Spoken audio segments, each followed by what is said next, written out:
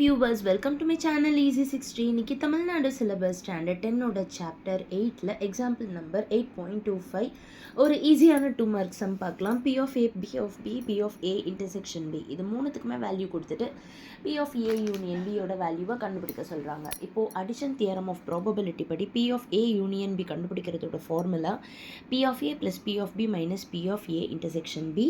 இப்போ இதில் நம்ம வேல்யூஸ் எல்லாம் சப்ஸ்டியூட் பண்ணிடலாம். ஸோ 0.37 ப்ளஸ் 0.42 மைனஸ் 0.09 இது ரெண்டும் ஆட் பண்ணோன்னா 0.79 மைனஸ் 0.09 இது ரெண்டும் மைனஸ் பண்ணோன்னா 0.70.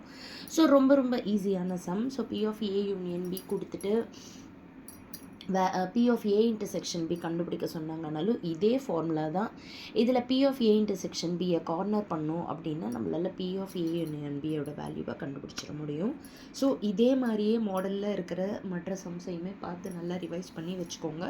கான்செப்ட் நல்லா புரிஞ்சுக்கிட்டீங்க அப்படின்னா தான் ஓனாக கேட்குற சம் கூட அட்டன் பண்ண முடியும். இதுவரை என்னோடய சேனலை சப்ஸ்கிரைப் பண்ணாதவங்க ப்ளீஸ் சப்ஸ்கிரைப் பண்ணிக்கோங்க. Thank you viewers.